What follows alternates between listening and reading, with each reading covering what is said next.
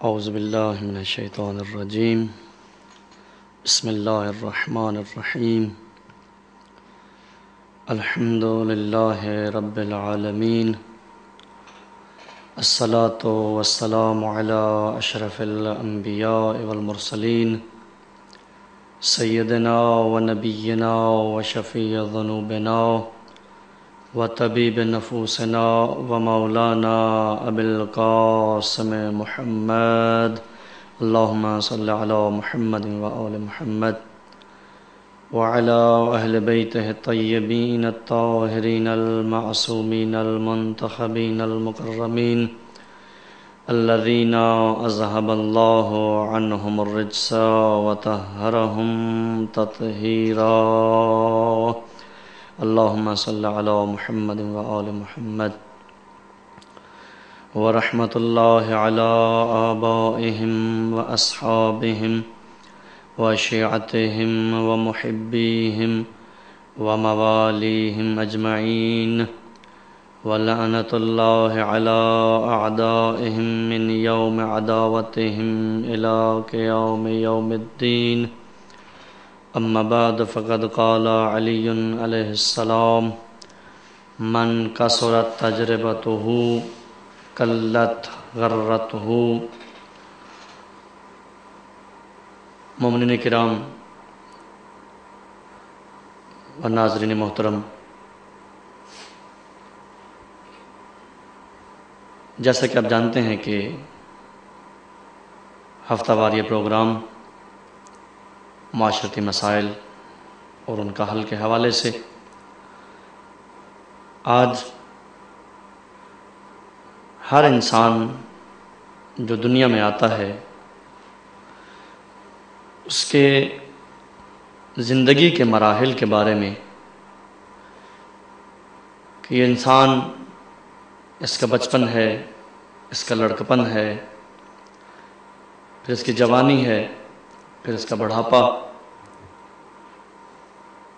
تو بیٹے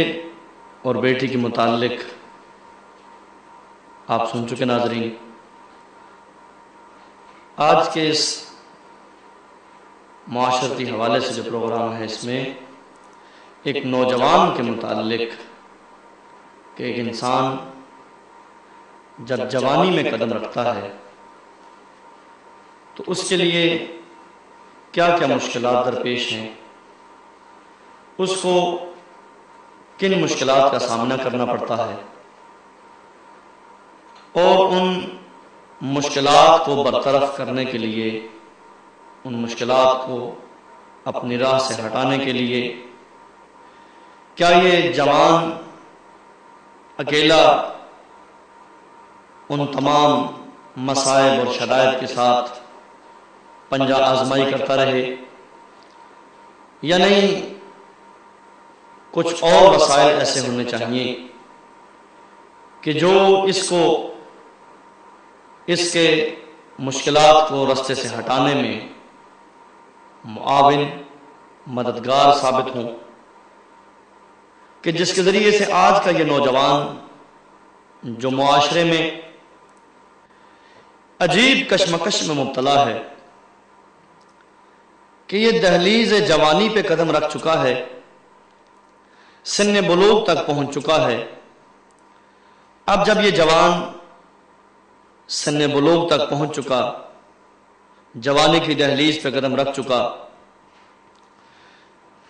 تو جیسے ہی اس نے دہلیز جوانی پہ قدم رکھا، فوراً اس کے ساتھ کچھ اللہ تعالیٰ کی طرف سے احکامات اس نوجوان کے لیے لازمی ہو جاتے ہیں، اور جہاں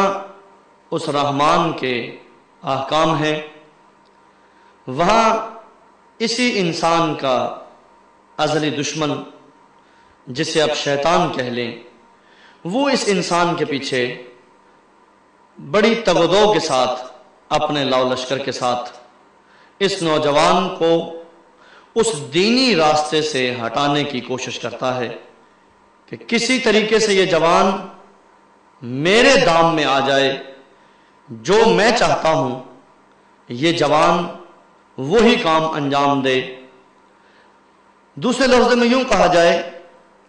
کہ یہ ایک مرحلہ جسے اس نے طے کیا ہے،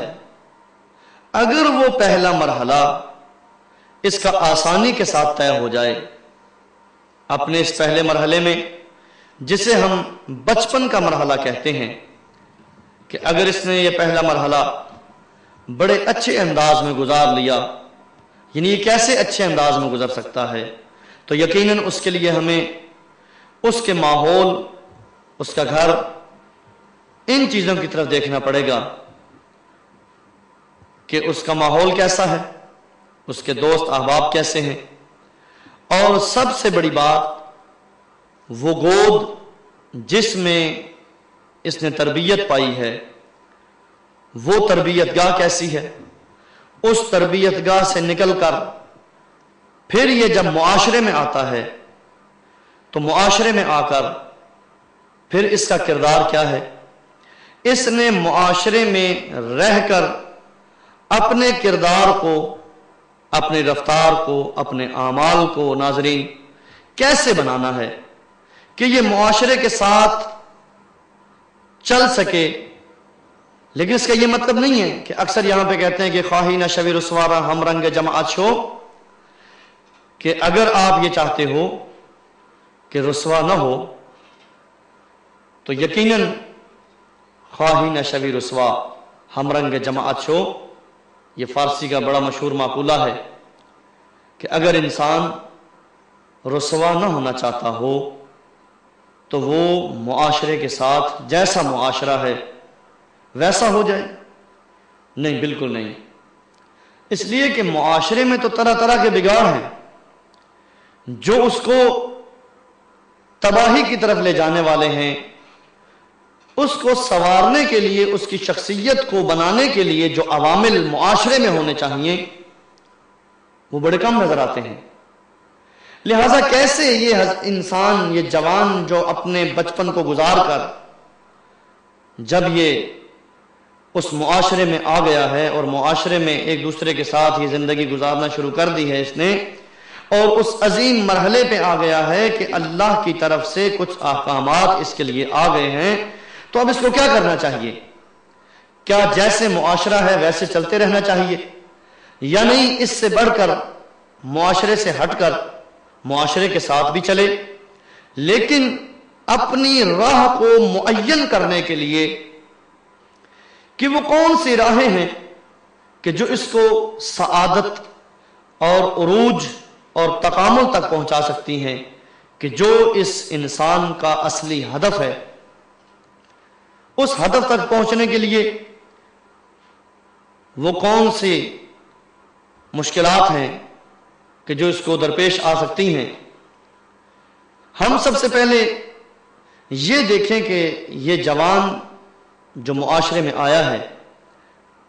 اس کو سب سے پہلے کیا کرنا چاہیے۔ ناظرین، امیر المومنین امام المتقین علی ابن ابی طالب صلوات اللہ علیہ فرماتے ہیں من کثرت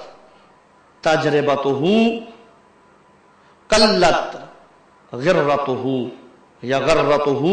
دونوں طرح سے لغت میں پڑھا گیا ہے۔ اس لیے لوگ کہتے ہیں کہ دوسروں کے تجارب،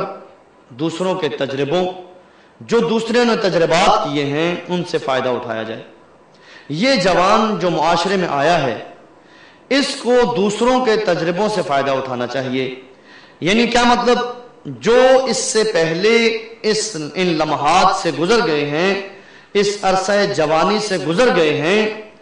ان کی طرف دیکھے اور ان کے تجربات سے فائدہ اٹھائے۔ شیکسپیئر نے کہا کہ میں اپنی زندگی کو ضائع نہیں کرنا چاہتا، اس لیے کہ جو شخص آدھی زندگی اپنی تجربہ کرنے میں گزار دے اور پھر آدھی زندگی ان تجربات سے فائدہ اٹھانے میں گزار دے، میں ایسا نہیں کرنا چاہتا۔ میں کیا کروں گا؟ میں دوسروں کے تجربوں سے فائدہ اٹھاؤں گا۔ تو یہ جوان جو معاشرے میں اس نے قدم رکھا ہے، سب سے پہلا کام اس کا یہ ہے کہ یہ جو بزرگ ہو چکے ہیں ان سے، ان کے تجربوں سے اور ان کے نظریات سے فائدہ اٹھائے یہ غرر الحکم میں مولا کا یہ جملہ ہے جس میں مولا نے ارشاد فرمایا کہ وہ جس کا تجربہ زیادہ ہوگا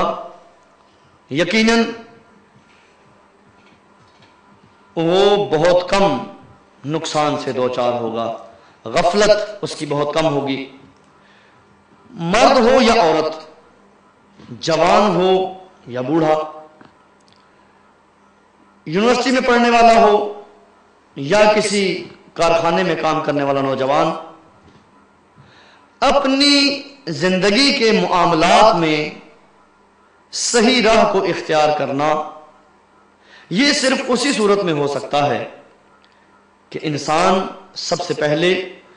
اس راہ کو پہچانتا ہو کہ جس راہ پہ وہ چلنا چاہتا ہے۔ ہم اسے آسان لفظوں میں اگر کہیں تو ہم یہ کہہ سکتے ہیں کہ اس کے بچپن کا جو دوران ہے، اس کا دورانیہ جو ہے، اس کا حصہ جو ہے، اس کا عرصہ، اس کو ہم محدود اگر کریں تو ہم یہ کہہ سکتے ہیں کہ اس کے بچپن کا عرصہ اس کے گھر کے ارد گرد کا جو ماحول ہے اس میں ہم محدود کر دیں، اور پھر اس کے بعد جب یہ گھر کے ماحول سے نکلے گا تو جو اس نے اپنے گھر میں حاصل کیا ہوا ہے، جو اس نے اپنے والدین سے، اپنے بڑوں سے جو سیکھا ہوا ہے، اس کے سامنے ایک طولانی زندگی ہے لیکن وہ اجتماعی زندگی ہے۔ جب آپ ایک جوان کو ایک ایسے پرہجوم معاشرے میں داخل کرتے ہیں، وہ اپنا اس معاشرے میں قدم رکھتا ہے تو وہ کچھ ایسے افراد سے آشنا ہوتا ہے جن کو وہ پہلے نہیں جانتا، اور جدید مسائل کے ساتھ اس کا سامنا ہوتا ہے۔ ایک عجیب وضعیت اور ایک عجیب طرح کے حال کو وہ مشاہدہ کرتا ہے۔ ایسی نامانوس شرائط معاشرے میں اس کے سامنے آ جاتی ہیں جن سے وہ یقیناً مؤثر، ان پہ خود بھی مؤثر ہوتا ہے، یعنی ان شرائط پہ بھی اثر انداز ہوتا ہے، اور ایک دفعہ یہ ہوتا ہے کہ وہ شرائط خود اس جوان پہ اثر انداز ہو جاتی ہیں، اور اگر یہ شرائط جوان پہ اثر انداز ہو جائیں تو وہ اس حد تک معاشرے سے اثر پذیری، اس حد تک وہ معاشرے میں اس اثر کو قبول کرتا ہے کہ یہ جوان پریشانی کے عالم میں کچھ ناآگاہ راستوں پہ چل پڑتا ہے، جس کے نتیجے میں یعنی انسان کے لیے دونوں راستے ہیں۔ یہ جب معاشرے میں قدم رکھتا ہے تو پھر اس کے پاس دونوں راستے ہیں اس کے سامنے، وہ دونوں راستے جو ایک راستہ طغیانی کی طرف جاتا ہے اور ایک راستہ عقل کے تابع ہو کر یہ جوان اپنی تمام تر طاقتوں، اپنی تمام تر قوتوں جو اللہ نے اس کو عطا کی ہوئی ہیں، یہ ان قوتوں کو بڑے احسن انداز میں اطاعت پروردگار میں صرف کر سکتا ہے۔ لیکن جب یہ نوجوان اس عظیم معاشرے میں جب آتا ہے اور مختلف حالات کا سامنا کرتا ہے تو پھر پریشان ہو جاتا ہے کہ میں نے کیسے اس زندگی کو گزارنا ہے۔ کوئی تو ایسا نشانہ ہونا چاہیے، کوئی تو ایسی مثال، کوئی نمونہ، کوئی آئیڈیل ہونا چاہیے کہ جس کو سامنے رکھ کر یہ اپنی زندگی کی راہ معین کرے۔ یہ پتہ ہونا چاہیے کہ یہ انسان اپنے لیے کیسے اپنی راہوں کو معین کر سکتا ہے۔ اگر ہم سرسری سے انداز میں گزرنا چاہیں تو ناظرین یہ دیکھیے، ہر انسان کے اندر اللہ تعالیٰ نے بے پناہ استعدادیں، طاقتیں رکھی ہیں۔ استعداد جس قدر وسعت میں ہوگی، وسیع ہوگی، اسی قدر یہ نوجوان معاشرے میں جو تربیت اس کو ماں کی گود سے ملی ہے اور جو تربیت اس کو گھر سے ملی ہے، اسی تربیت کے سائے میں یہ انسان، یہ جوان معاشرے میں آ کر ان تجربات سے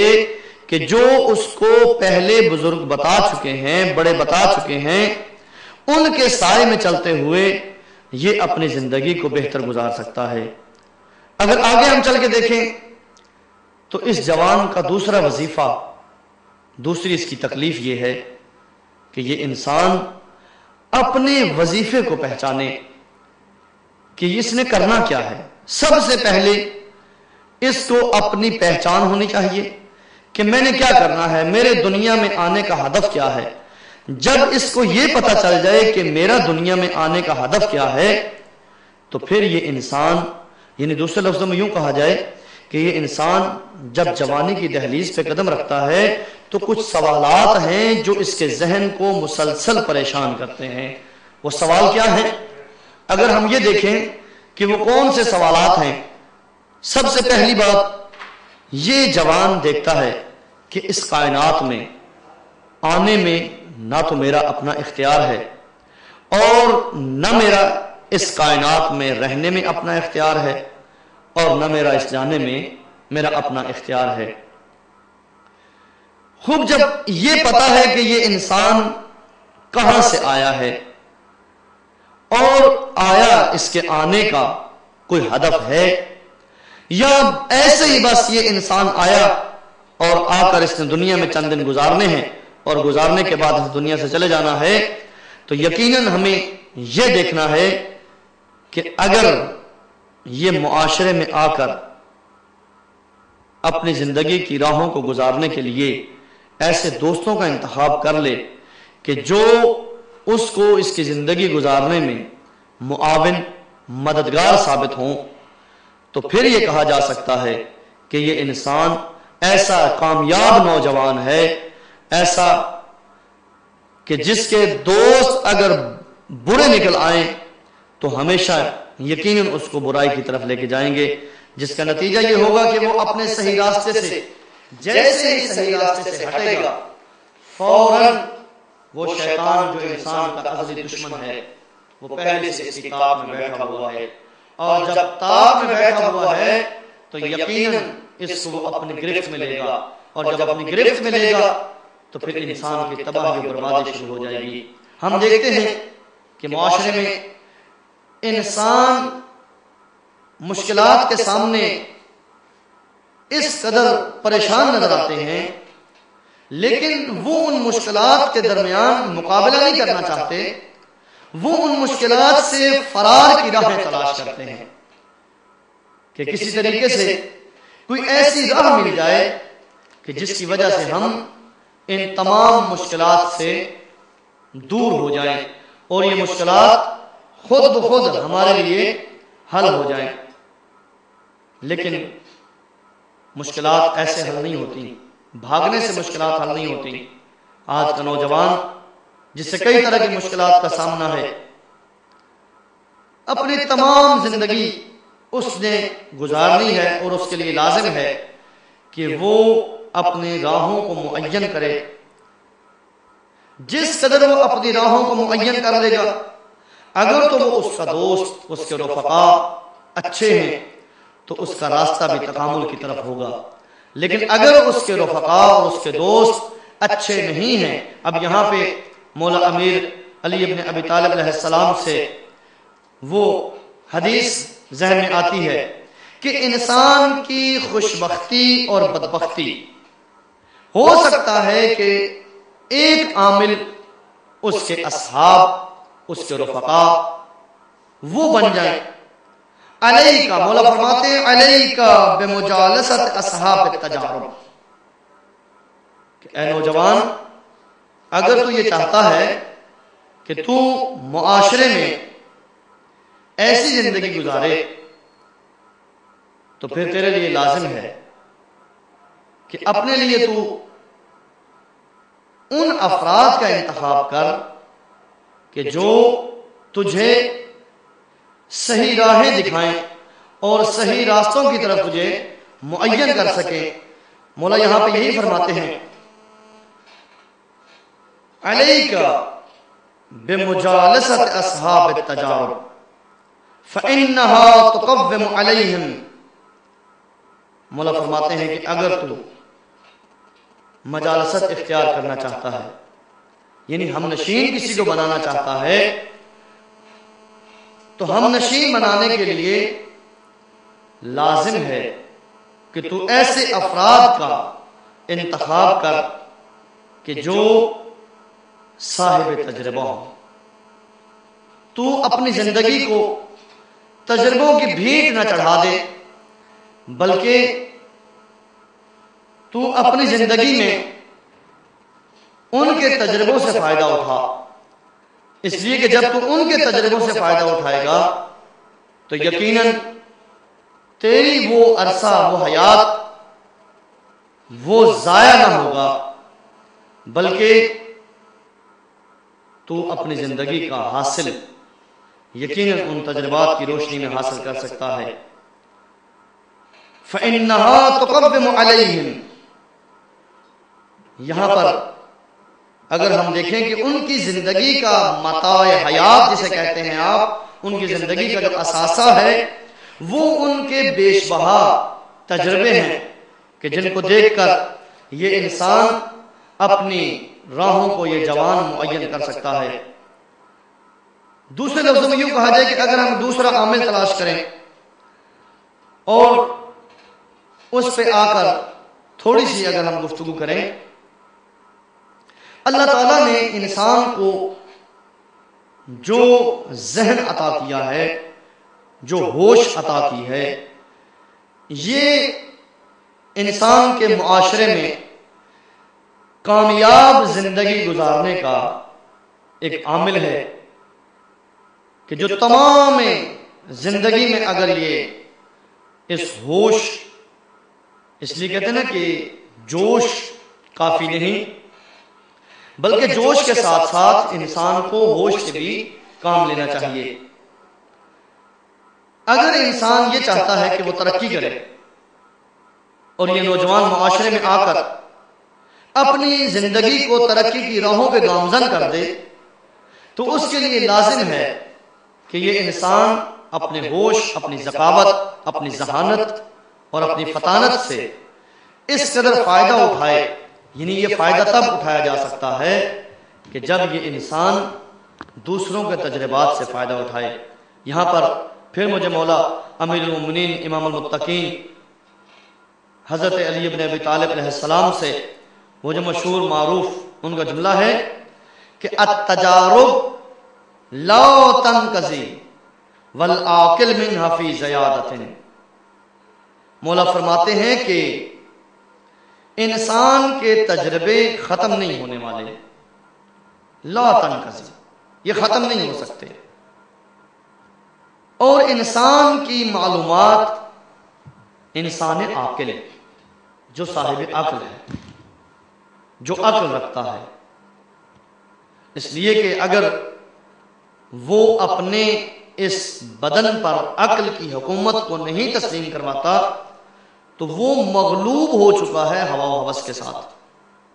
اور جب مغلوب ہو چکا ہے تو پھر وہ اپنی زندگی میں کامیاب نہیں ہو سکتا، اس لیے کہ اس نے اپنے اوپر تجربوں کے راہوں کو، تجربوں کے دروازوں کو بند کر دیا ہے۔ جب اس نے اپنی زندگی کے اوپر، اپنی حیات میں تجربوں کے دروازوں کو بند کر دیا ہے، وہ انسان عاقل جس کے پاس معلومات کا خزانہ ہے، تجربے ختم نہیں ہوتے، اور انسان عاقل اسی تجربے کی بدولت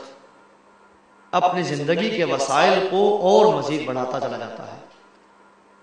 اور اگر یہ انسان جمود کا شکار ہو جائے، اس کے سوچنے کی صلاحیتیں، اس کے طرز تفکر، کس نے کیسے سوچنا ہے، ان ساری کی ساری صلاحیتوں کو اگر وہ پس پشت ڈال دے، انسان کو سونے سے تعبیر کیا گیا ہے۔ شیکسپیئر نے بڑا عجیب جملہ کہا ہے ناظرین کہ if rust gold what shall iron do، کہ اگر سونے کو زنگ لگ جائے تو لوہا کیا کرے گا۔ اگر یہ آج کا جوان، یہ تو دوسروں کے جملات ہیں، لیکن جو ہادیان برحق ہیں، جو انسان کی ہدایت کے لیے آئے ہیں، اگر ان کے فرامین کی روشنی میں یہ انسان، ہاں ہم دیکھتے ہیں کہ وہ انسان کہ جس نے دوسروں کے تجربوں سے بھی فائدہ اٹھایا ہے اور اپنے آپ کو اطاعت خداوندی میں اس قدر ڈھال دیا ہے کہ وہ رات کی تاریکی میں اٹھ کر اپنی نیند کو چھوڑ کر وضو کرے اور وضو کرنے کے بعد مصلی عبادت پہ کھڑے ہو جائے.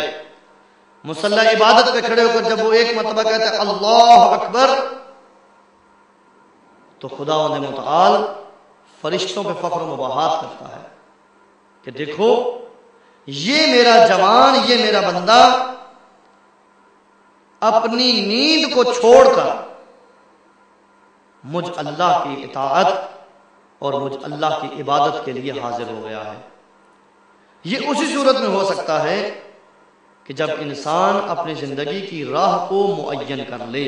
بالخصوص آج کا جو نوجوان کہ جس سے کئی طرح کی مشکلات سامنے ہے. یہ آئی ٹی کا دور ہے، گلوبل ولیج ہے یہ دنیا، مختلف اتنے ذرائع آ چکے ہیں معاشرے میں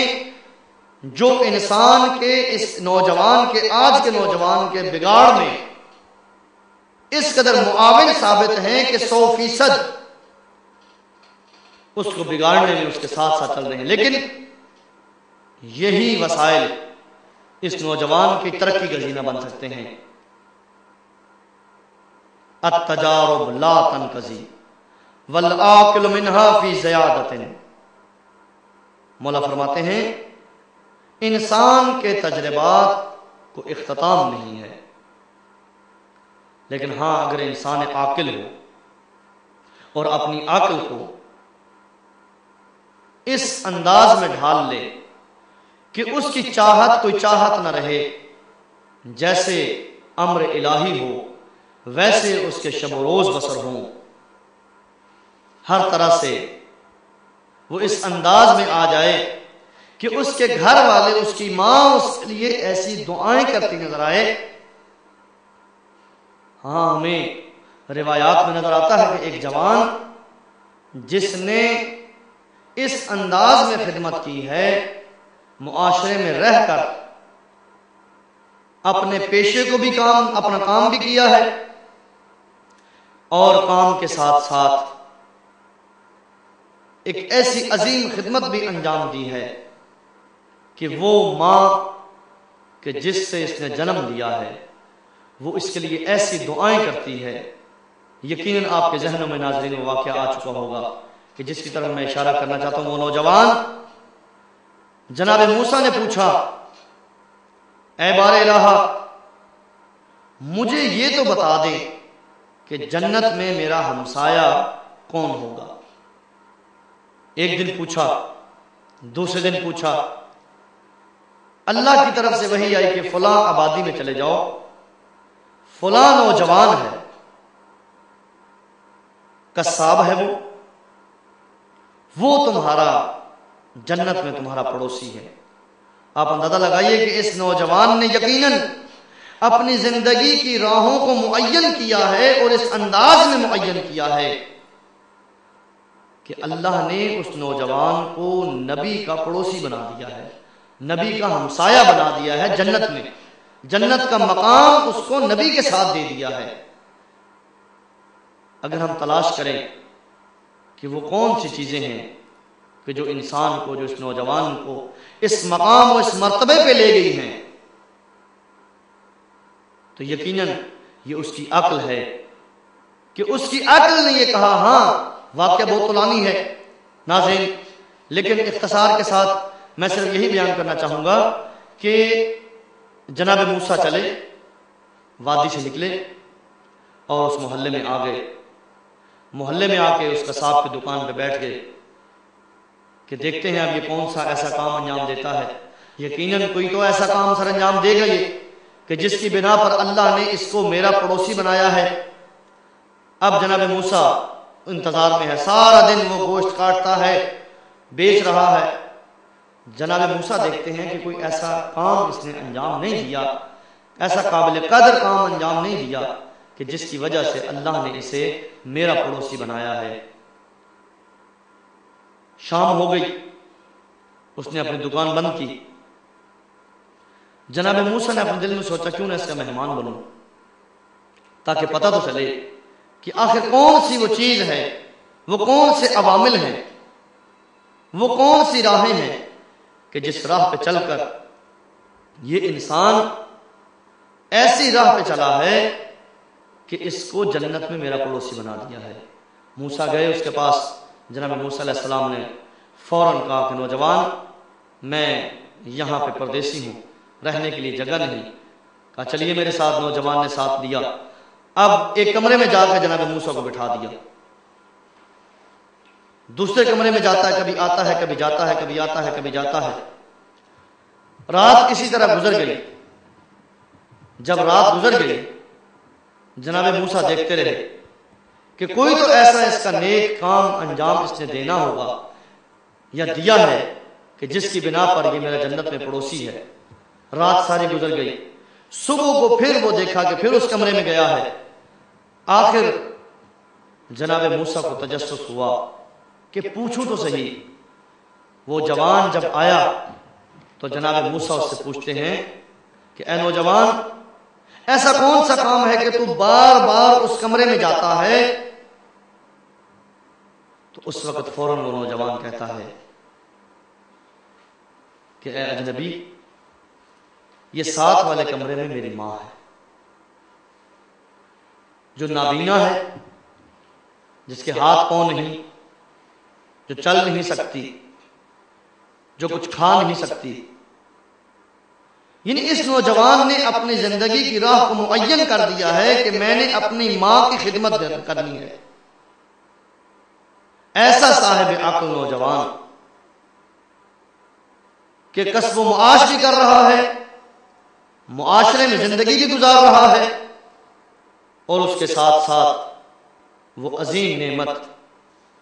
ماں کی صورت میں جو اسے ملی ہے۔ کہا اے اجنبی، جب میں صبح جاتا ہوں، میں اس کو صاف کر کے، اس کو کھانا کھلا کر، اس کی ساری حاجات کو پورا کر کے پھر میں جاتا ہوں، اور اس کو میں ذرا سا زمین سے اوپر رکھتا ہوں تاکہ زمین کے کیڑے مکوڑے، حشرات اسے نقصان نہ پہنچا سکیں۔ رات کو آتا ہوں، اس کو اتارتا ہوں، اتار کے پھر اس کو کھانا کھلاتا ہوں، اس کی جو حاجات ہوتی ہیں وہ پوری کرتا ہوں۔ اب اندازہ لگائیے کہ فوراً وہ ماں اس کو دعا دیتی ہے اس نوجوان کو کہ اے میرے بیٹے، یہ جو تو کسب و معاش کر رہا ہے اور اس کے ساتھ ساتھ جو تو میری خدمت کر رہا ہے، اس کے صلے میں اللہ تجھے جناب موسیٰ کا پڑوسی بنا دے جنت میں، جناب موسیٰ کا ہمسایہ بنا دے۔ جناب موسیٰ نے جیسے ہی یہ بات سنی، فوراً کہا کہ آپ کی دعا قبول ہو چکی ہے، کہ واقعاً یہ آپ کا بیٹا جنت میں میرا ہمسایہ ہے۔ تو یہ دیکھنا ہے کہ ہر انسان کا اپنی راہ و روش ہے، اپنا طریقہ ہے کہ اس نے معاشرے میں کس انداز کے ساتھ چلنا ہے۔ یہ انسان، جب کہتے ہیں کہ انسان عاقل ہے، دوسرے لفظوں میں یوں کہا جائے کہ لوگوں کی عقلوں کے بھی درجات ہیں۔ بعض بہت زیادہ ہوش مند ہیں، فطین ہیں، اور بعض جو ہیں وہ کم ہوش مند ہیں، یعنی زیادہ ذہین نہیں ہیں۔ یعنی یوں کہا جائے کہ اکثر افراد متوسط ہیں جو اپنی راہ کو معین کرنے میں پس و پیش کے ساتھ متردد ہیں، تردد کا شکار ہیں کہ ہم معاشرے میں قدم رکھیں تو کیسے قدم رکھیں، اور اگر قدم رکھ لیا ہے تو کیسے ہم نشینوں کا انتخاب کیا جائے۔ یہ مرحلہ جوانی کا ایسا مرحلہ ہے جو چاہے تو انسان کو اطاعت کی منزل پہ لے جائے، اور اگر چاہے تو یہی منزل اس کو بدبختی، سعادت مندی سے ہٹا کر شقاوت کی طرف لے جائے۔ اور پھر اس کے بعد مولا فرماتے ہیں یہاں پر اگر کوئی شخص جسے ہم کہتے ہیں کہ یہ صاحب عقل ہے، لیکن اگر وہ یہ کہے کہ میں دوسروں کے تجربوں سے بے نیاز ہوں، تو پھر وہ اپنے عواقب کا ذمہ دار خود ہے۔ مولا فرماتے ہیں من غنیا عن التجارب امیا عن العواقب، مولا فرماتے ہیں کہ وہ شخص جو اپنے آپ کو دوسروں کے تجربات سے بے نیاز سمجھتا ہے، وہ ایسے ہی ہے کہ اپنے تمام امور کے بارے میں نابینا ہو گیا ہے، اپنی بینائی کو کھو بیٹھا ہے۔ زندگی کے حوادث جو اس کو درپیش ہیں، ان سے نمٹنے کے لیے دوسروں کے تجربوں سے فائدہ نہیں اٹھانا چاہتا۔ یہ اگر یہ واقعاً فائدہ اٹھانا چاہتا ہے تو پھر لازم ہے کہ یہ انسان بینائی کو سمجھے، نابینا نہ بنے۔ اس لیے کہ اگر یہ نابینا بن جاتا ہے تو اس کا مطلب یہ ہے کہ یہ انسان اپنے آپ کو تجربے سے بے نیاز سمجھتا ہے، اور جب یہ بے نیاز سمجھ لے گا تو پھر یہ انسان گمراہی کی ان گھاٹیوں میں اپنے آپ کو لے جانے کے لیے آمادہ ہے۔ اگر ہم نتیجہ نکالنا چاہیں تو پھر مولا کا وہی فرمان ایک طرف ہے کہ من کثرت تجربتہ قلت غرتہ، اس کے بالکل اپوزٹ ڈائریکشن میں مخالف جو دوسرا فرمان ہے مولا کا کہ من قلت تجربتہ خدع، مولا فرماتے ہیں کہ جس کا تجربہ کم ہے وہ فریب خوردہ ہے، اس کو نقصان ہے، اس نے نقصان اٹھایا، وہ فریب میں مبتلا ہو گیا ہے۔ اس لیے کہ جوانی کے وہ لمحات جن کو انسان تصوراتی خیالات کے ساتھ گزارنا چاہتا ہے، اپنی شاعرانہ صلاحیتوں کے ساتھ گزارنا چاہتا ہے، یقیناً یہ نوجوان جو معاشرے میں آیا ہے وہ اپنی زندگی کی راہوں کو اس وقت تک معین نہیں کر سکتا کہ جب تک اس کے لیے کوئی ایسا صاحب نہ ہو، کوئی نمونہ نہ ہو جو اس کے لیے تجربہ کے طور پر اس کے سامنے موجود ہو۔ اگر ہم سوال کریں امیر المومنین علیہ السلام سے، سوال پوچھا گیا کیف ینبغی للانسان یا جمیل ان یکون، کہ ان مولا فرماتے ہیں کہ سوال کیا جاتا ہے، مرد ہے جس کا نام ہے جمیل،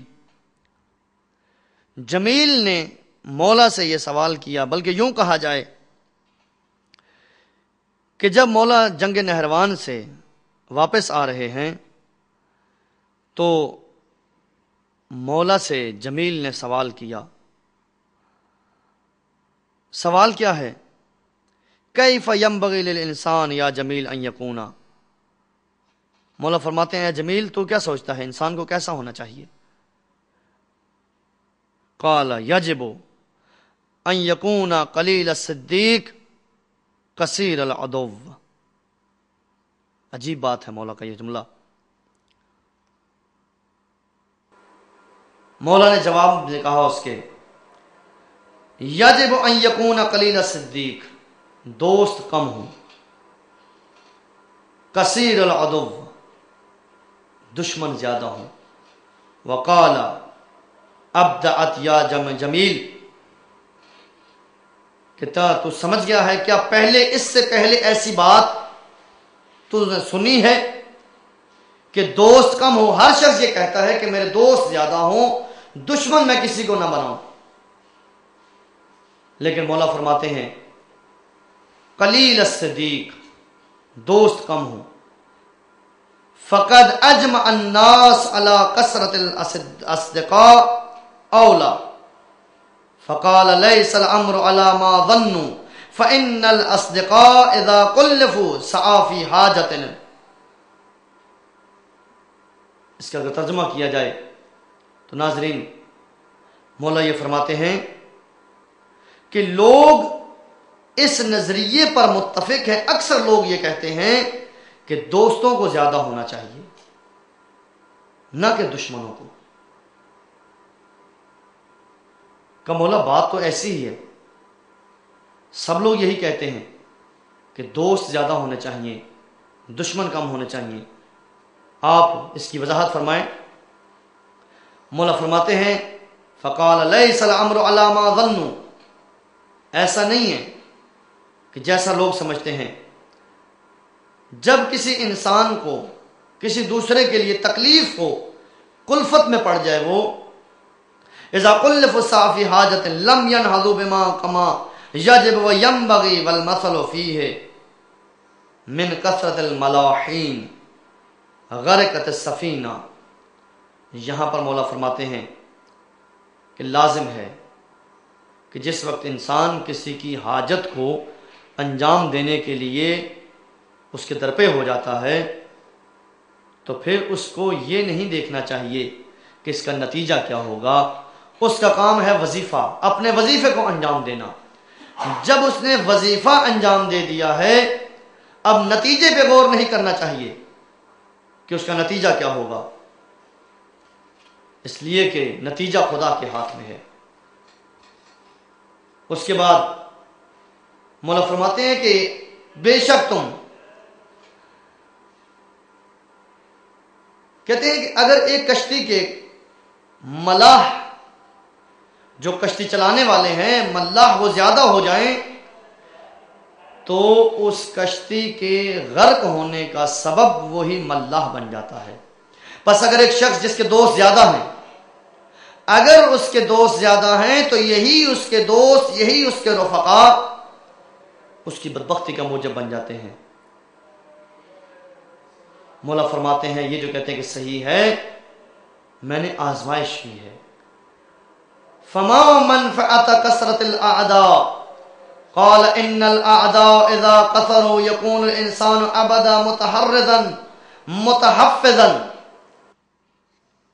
مولا اگر دشمن زیادہ ہوں تو فائدہ کیا ہے؟ دوستوں کے بارے میں تو آپ نے بتا دیا کہ اگر دوست زیادہ ہوں، ایک کشتی کے جب ملاح زیادہ ہیں تو وہ ملاح ہی اس کشتی کے غرق ہونے کا موجب بنتے ہیں. مولا پھر دشمن کیسے ہوں؟ جب آپ کہتے ہیں کہ دشمن زیادہ ہوں تو اس کو کیسے، اس کی ذرا مجھے سمجھ نہیں آئی، مولا مجھے بتائیے. مولا فرماتے ہیں فما منفعت کثرت الاعداء. مولا فرماتے ہیں کہ میں بتاتا ہوں کہ دشمنوں کے زیادہ ہونے کا فائدہ کیا ہے. مولا فرماتے ہیں کہ جب انسان کے دشمن زیادہ ہوں گے، ان الاعداء اذا کثروا، جب دشمن زیادہ ہوں گے، یکون الانسان ابدا متحرزا، یہ انسان ہمیشہ اپنے کاموں میں احتیاط کرے گا. یعنی کیا مطلب؟ متحفظا، حفاظت کرے گا. کس بات میں؟ ان ینطق بما یؤخذ علیہ، ایسی گفتگو کرے، ایسی بات کرے کہ اس کی پکڑ نہ ہو، اس کی پکڑ نہ ہو، ایسی بات نہ، ایسی لغزش اس سے سرزد نہ ہو جائے کہ وہ مورد عذاب اور مورد مؤاخذہ واقع نہ ہو جائے. مولا نے فرمایا کہ یہاں پر بڑے عجیب انداز میں مولا نے اس آج کے نوجوان کو اور اس جمیل کے ذریعے سے جو پیغام دیا ہے کہ اے نوجوان، تیرا یہ جو مرحلہ جوانی ہے اس کو تو کیسے گزارتا ہے؟ تیرا دوست کون سا آنا چاہیے؟ قلیل الصدیق، صدیق دوست رفقا تیرے کم ہوں، ایسے دوست ہوں کہ جو تجھے راہ ہدایت کی طرف تیرے معاون ہوں. لیکن اگر وہ تیرے ایسے دوست ہیں، دشمن تو اس کے بہت زیادہ ہیں، دوست دشمن اگر زیادہ ہوں تو انسان اپنے کاموں میں محتاط ہو جاتا ہے. لیکن یہ کیسا انسان ہے کہ یہ دنیا جو اس کے لیے دار امتحان بن چکی ہے اور اس کا ازلی دشمن شیطان اس کے پیچھے ہے، لاؤ لشکر کے ساتھ ہے،